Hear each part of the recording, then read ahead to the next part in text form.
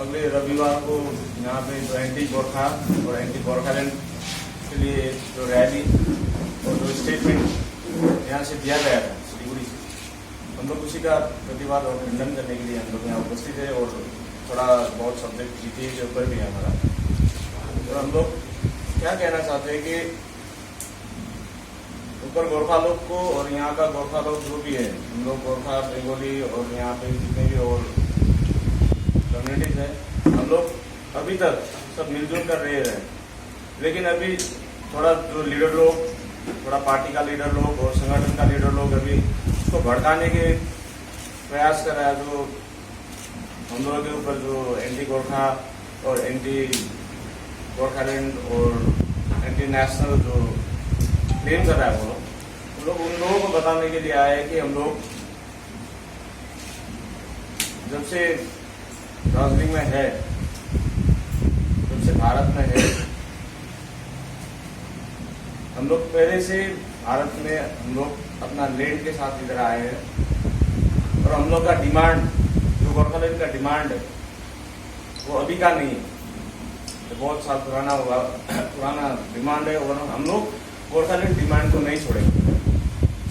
तो कल भी गोरखालैंड डिमांड कर रहे थे, आज भी करेंगे, तो बाद में भी करते रहेंगे। जब तक हमारा डिमांड फुलफिल नहीं होगा तब तक हम लोगों का गोरखालैंड स्टेटहुड का डिमांड जारी रहेगा। और हम लोग को जो लोग विदेशी बता रहा है, अभी ये लोग विदेश से आया हुए हैं, ये सब बता रहा है, इससे क्या होगा कि जो हम लोग का भाईचारा है उसमें ठेस लगने का बहुत चांसेस ज्यादा हो रहा है।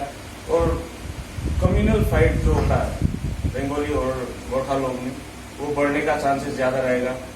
कोई लोग बाहर से, मतलब ये डिस्ट्रिक्ट से नहीं है, वो जो लीडर यहाँ पे आके भाषण दिया है वो शायद बाहर से है और वो यहाँ पे आके हमारा भाईचारा जो भी है, हमारा फ्रेंडशिप जो भी है, उसको ना तोड़े। जो भी संगठन है उसके संगठन के बावजूद उसके रूल्स रेगुलेशन जो भी हो, लेकिन कम्युनल अटैक करना और गोरखा के बंगाली के साथ स्टैंड होके गोरखा के अगेंस्ट जो अपना दो वक्तव्य देके लोगों को जो भाईचारा है उसको खराब करने का जो प्रयास कर रहा है, हम लोग उसका खंडन करते हैं। और हम लोगों का लड़ाई यहाँ का कम्युनल बंगाली कम्युनिटी से नहीं है और ना ही तो किसी भी और कम्युनिटी से, हम लोगों के जाति के लिए है, हम लोगों का भूभाग के लिए है और हम लोगों का आइडेंटिटी के लिए है। तो ये बात हर एक हम लोग गुजारिश करते हैं कि हर एक बंगाली जो भाई बहन है और जो दूसरे कम्युनिटी का भाई बहन है वो इसको समझ ले, क्योंकि ये ऐसा 2-3 लीडर लोग आएगा फिर ऐसा बोल देगा कि ये वो, फिर हम लोगों का डर यही है कि हम लोग का जो भाईचारा है, जो फ्रेंडशिप है, उसमें कहीं ना कहीं ये लोग पॉलिटिक्स ना करते। तो हम लोग इसको सिलीगुड़ी वासी लोग और वेस्ट बंगाल में जितना भी अन्य समुदाय का लोग रहते हैं, हम लोग उन लोगों को ये क्लियर बताना चाहते हैं कि हम लोगों का लड़ाई आप लोगों के कम्युनिटी के साथ नहीं है, हमारा अलग सा डिमांड है और हम लोगों को अलग सेपरेट स्टेट क्यों चाहिए, ये भी हम लोगों का अलग तरीका का एक स्टेटस, मतलब हिस्ट्री है जो आप लोग देख सकते हो, उसको पीछे से आप लोग पढ़ सकते हो। और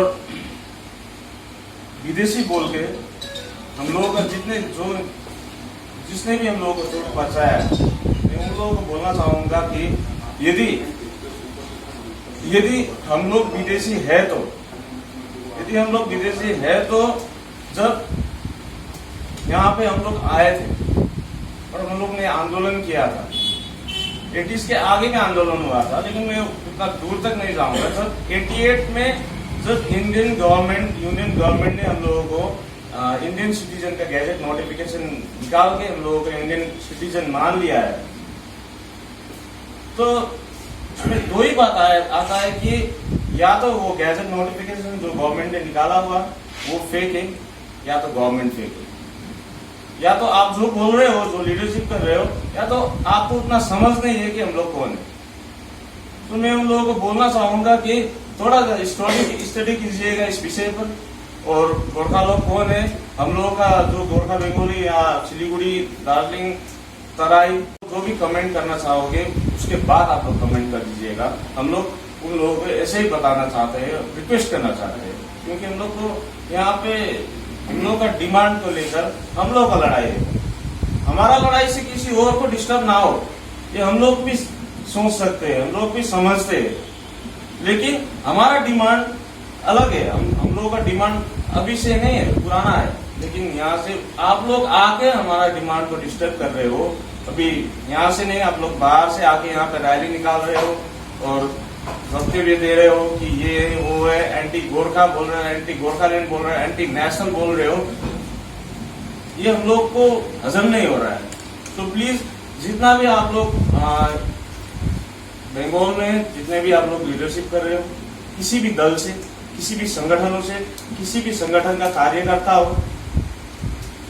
अपना संगठन का काम करिएगा, अपना दल का काम करना, राजनीतिक दल का काम करना अपना अपना राजनीतिक धर्म है, लेकिन राजनीतिक धर्म से आगे हटकर किसी कम्युनिटी को हर्ट करना, किसी कम्युनिटी का इतिहास बगैर इतिहास उसको जाने बुझे, उसको न समझकर अपने तरफ से जो भी मुंह में आए वो बोल देना, वो बकवास है, वो राजनीति नहीं है। तो हम लोग कहना चाहते हैं कि उसकी राजनीति अच्छे ढंग से करिए, क्योंकि हम लोग गर्व करते हैं, हम लोग भारतीय, हम लोग गर्व करते हैं, वी आर इंडियन।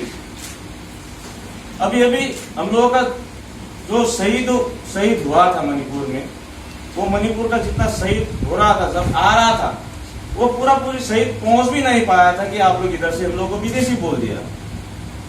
तो क्या करें उन शहीदों को, उन शहीदों के लिए श्रद्धांजलि समझे उसको से थोड़ा। हम लोग एक राजनीतिक दल से पार्टिसिपेट कर रहे हैं, इधर एक राजनीतिक दल का कार्यकर्ता है हम लोग, लेकिन उससे पहले हम लोग गोरखा है। तो राजनीतिक दल का कार्यकर्ता होने से पहले भी जो बात आप लोग बोल रहे हो, उससे हम लोगों को, राजनीतिक दलों को ही नहीं, पूरा गोरखा समाज को चोट पहुंचता है। इसको भी आप लोगों को समझना जरूरी है। हम लोग ये बताने आए आज के। और हमारा दूसरा सब्जेक्ट था, वो है पॉलिटिकल, जो जीटीए का विषय था। और हम लोग यहाँ से स्टेट गवर्नमेंट और जो अभी वोट बनाने वाला है, वोट तो अभी इलेक्शन हो गया, वहाँ पे अनिल दास जीत के प्रजातांत्रिक मोर्चा वो बहुमत लेके उन लोगों का वोट बनने वाला है। और आमरो पार्टी यानी कि अजय एडवर्ड दा का पार्टी भी उसमें पार्टिसिपेट किया था। इंडिपेंडेंट कैंडिडेट बहुत पार्टिसिपेट किया हुआ है उधर, और अभी वोट बनने वाला है। लेकिन अभी तक ये क्लियरिफाई नहीं हुआ, ये क्लियरिफाई नहीं कर रहा है वो लोग जो पार्टिसिपेट किया है, जिसने इलेक्शन को डिमांड किया और इलेक्शन में अपना अपना कैंडिडेट दिया, और जिसने भी इलेक्शन करवाया स्टेट गवर्नमेंट 2017 में ऊपर उसका जोर से विरोध हुआ, उसकी वजह से आंदोलन भी हुआ। हमारा दोस्त, हमारा भाई लोग वहां पे शहीद हुआ जीटीए के विरोध में। जिसने विरोध किया वो इस बार इलेक्शन में कैंडिडेट भी था, उसने अपना नॉमिनेशन भी फाइल किया। अनित दा, विनय दा और विमल दा का तो पूरा बटलाइन इंडिपेंडेंट के रूप से उसने डाल दिया था। और अजय दा भी था उसमें, अजय दा खुद पार्टिसिपेट किया हुआ था इलेक्शन में। तो अभी आप लोगों को जीटीए चाहिए था, अब लोग जीटीए में खुश थे, तो 2017 में नाटक किया क्यों? 2017 का नाटक किस लिए था? 2017 में आग लगा के पूरा पहाड़ को तहस नहस करके गोरखा भाइयों को प्रोवोक करके जो आंदोलन करने के लिए आप लोग ने कहा और आप लोग ने वो आंदोलन का लीडरशिप नेतृत्व किया, फिर आज आके आप लोग जीटीए इलेक्शन में खुश है और जीटीए में खुश है। तो कहीं ना कहीं दो बात तो होगा कि जीटीए वो जो इस बार का जीटीए वो 2017 का जीटीए नहीं होगा। जो 2017 का जीटीए में था इस बार नहीं होगा, और जो जीटीए 2017 के जीटीए में कुछ नहीं था या कुछ भी हो जो आप लोग समझ सकते हो, आप लोग को ये महसूस हुआ कि नहीं जीटीए में ये भी है और ये भी है, इस बार हमको लेना है, तो 2017 का और अभी का जीटीए में कुछ तो डिफरेंसेस होगा। यानी कि कुछ फायदेमंद चीज आप लोग देख पाए होंगे इस बार। उस बार का जीटीए और इस बार का जीटीए में क्या अंतर है, क्या डिफरेंस है। उस बार जो जीटीए को आप लोग ने ठुकराया था, उसी जीटीए को फिर एक्सेप्ट करने के लिए क्या मजबूरी था, वो भी बता दीजिएगा। हम लोग यहाँ से उन लोगों को ये मैसेज देने के लिए आए थे। और स्टेट गवर्नमेंट विशेष हम लोग सुन रहे हैं कि हमारा ऑनरेबल सीएम कल दार्जिलिंग आया है, उसको विजिट। और हम लोग स्टेट गवर्नमेंट को भी ये बताना चाहते हैं कि स्टेट गवर्नमेंट ने भी एक वादा किया हुआ था हम लोगों के साथ, हम लोग भी परमानेंट पॉलिटिकल सोल्यूशन करते हैं, लेकिन स्टेट गवर्नमेंट की तरफ से परमानेंट पॉलिटिकल सोल्यूशन के लिए कोई भी जो बोला था, जो वादा किया हुआ था, वो फुलफिल नहीं किया गया। और फिर हम लोग यही बताना चाहते हैं कि फिर एक बार बाद में जाके, अभी तो थोड़ा माहौल ठीक है, ये 2017 के बाद अभी थोड़ा माहौल पहाड़ एकदम मतलब शांत है। फिर 2017 का सिचुएशन फिर पहाड़ में नहीं आएगा, उसका गारंटी कौन देगा, ये स्टेट गवर्नमेंट को समझना बहुत जरूरी है। इसका गारंटी कौन देगा, अनिता देगा, विनेता देगा, विमलदा देगा या अजयता देगा? क्योंकि ये तो बाद में जाके जनता का जो राय है, अभी जो जनता का जो अंदर से जो हो रहा है, वो उसके हिसाब से या जीटीए फिर पहले भी फेल हुआ था, इस बार जीटीए सक्सेस होगा वो भी बता नहीं सकते, इसका गारंटी दे नहीं सकते। तो यदि फिर से जीटीए फेल होकर फिर पहाड़ अशांत बनेगा, तो इसका गारंटी मतलब इसके लिए जिम्मेदारी कौन लेगा, कौन उठाएगा? ये भी स्टेट को समझना चाहिए था। क्योंकि स्टेट गवर्नमेंट जो भी है, वो लोग दार्जिलिंग को यदि क्लेम कर रहे हैं कि हम लोग यहाँ पे शांत ढंग से हम लोग यहाँ का विकास करेंगे या कुछ भी करेंगे, तो वो लोग बोल रहा है और क्लेम कर रहा है, तो 2017 का हिस्ट्री भी तो देखना चाहिए था। 2-3 नेतृत्व जो दार्जिलिंग पहाड़ से नेता लोग हैं, उन लोगों के बाद में आकर फिर से जीटीए इम्प्लीमेंट कर दिया गया, और इस जीटीए में भी पहाड़ अशांत नहीं बनेगा, इसका गारंटी भी अभी अनिता विनेता या कौन से किसने कन्विंस किया सीएम को या तो स्टेट गवर्नमेंट को, उसी को पूछना पड़ेगा। और बाद में हम लोग क्लियरली बोल रहे हैं कि बाद में यदि दार्जिलिंग पहाड़ फिर से अशांत बनेगा, तो इसका पूरा जिम्मेदार आप जो पार्टिसिपेट कर रहा है जीटीए इलेक्शन में, वो लोग को उठाना पड़ेगा। और जो दार्जिलिंग में जीटीए इम्प्लीमेंट कर रहा है स्टेट गवर्नमेंट, उसको भी उठाना पड़ेगा। और जो केंद्र सरकार है, जो अभी मौन रहकर तमाशा देख रहा है, उसका तो पूरा इसका जिम्मेवार उठाना पड़ेगा।